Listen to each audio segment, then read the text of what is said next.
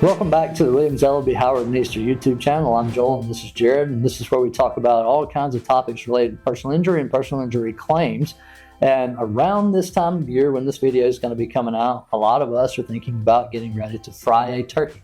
So who's at fault when somebody gets burned by a turkey fryer or a house burns down or anything like that goes on? So let's take it step by step, because it really depends on exactly what happens and what the situation is. So step number one would be the only way the turkey fryer company, I think, in today's world would be liable if there was some sort of defect in the fryer itself. They're not going to be liable if you throw a frozen turkey in a pot of boiling hot grease or peanut oil, whatever you're using. Everybody should know by now, in this day and age, that you don't put a frozen turkey in a turkey fryer.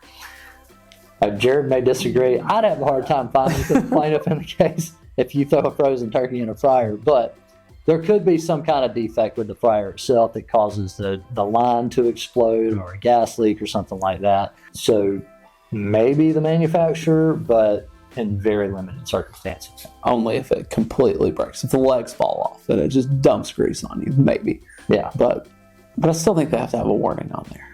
Because, I mean, not everybody's down in the South frying turkeys. Like, you get somebody in Maine that fries a turkey for the first time ever. Only thing they've ever fried in their life. And gotta have the warnings. This is coming from topic number one is debatable, maybe. Who's never fried a turkey? If there's a warning on there, Joel, yes, it's highly unlikely that happens unless the fryer fails. Yeah. You should put a warning on there, but you also ought to know, don't throw frozen turkey in hot grease. This is true. So what about a situation, Jared, where, like, say I'm invited to somebody's house, we're standing around the turkey fryer, we're having some drinks, enjoying Thanksgiving, and somebody throws the turkey in there, it splashes over, I get burned. Whose fault is that? Again, I think it's still kind of complicated, but potentially the person who, I guess if it's the same person hosting that put the turkey in, being a guest at their house, if they, have reason to know that this could go wrong and they throw it in and you're too close, they're not paying attention to the surroundings, then potentially they could be liable for negligence on their part of how they put the turkey in the fryer. Yeah, maybe you think the homeowner's insurance would cover in that situation? Correct. So if they are liable, then yeah, potentially if they own the home and there's an insurance policy out there, then the homeowners might be on the hook for, the host or the owner of the house throwing the turkey in and burning you. Okay. I think it might be a little different because in that situation, maybe the defense would have an argument that the person that was standing there, the guest at the house, should have known standing close to a burning hot grease turkey fryer carried some risk to it. I don't know if I would buy that argument, because if they, like, say the turkey's frozen, maybe they don't know the turkey's frozen, or maybe they don't know that the person's just going to throw it in. I don't know that you're just chucking it in the water. Yeah, exactly. So I think that would be a claim that would have a slightly higher chance of success.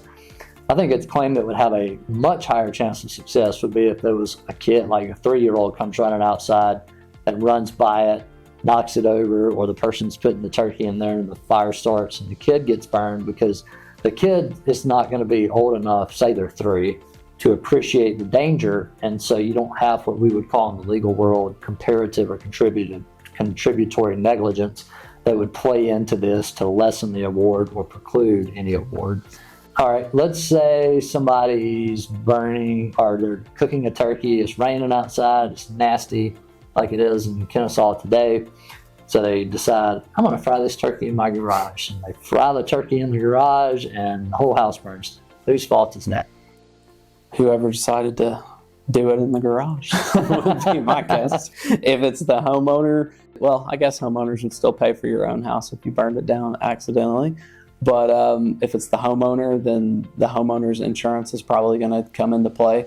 If potentially, even if you're at my house and you fry a turkey in my garage and burn my house down, there's a decent chance that your homeowners would still potentially cover that for my losses as well. Because at that point, you're just outright violate. Everyone should know better than to do something that crazy. And if it goes awry, then you're probably going to be found negligent for it. So what about the situation like we're talking about now, where I come to your house and set up a turkey fryer in your garage, I burn your house down, and you're in it, and you die because I set your house on fire? Like, what's my exposure in that situation? I would say the same. I mean, now it's not just the house that's burned down. Now it's a loss of life as well. And yeah, I think the same occurs, unless I just happen to, tell you, hey, yeah, go do it. That sounds like a great idea. In which case now I'm getting into the, comparative fault that I knew of the harm, or I knew you were doing it, and I didn't do anything to guard against it.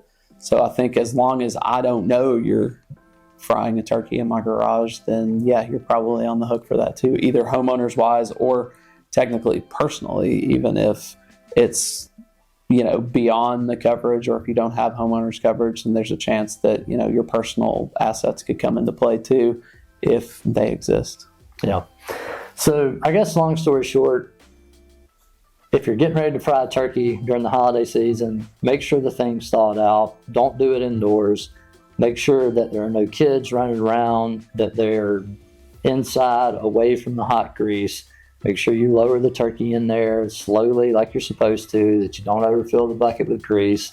And just overall, in general, be careful. Use common sense when you're dealing with this. And you shouldn't have to call us if you follow those rules. But if you are injured by someone who's not following those rules, then maybe we need to have a conversation about what type of case you may have, and whether you have a case, and how contributory or comparative plays into it. But hopefully you're not dealing with that during the season, but I suspect if you're watching this video, maybe something has happened and you're wondering what your options are. So you can always reach out to us. We'll go over it with you and let you know what we think about whether you may have a case or not. But otherwise, we hope you have a wonderful holiday season, Thanksgiving, Christmas, Hanukkah, all of those things. Hope you enjoy it with your families and are safe and prosperous. And we thank you for spending time with us on this video. If it's been helpful to you, give us a thumbs up, hit that subscribe button.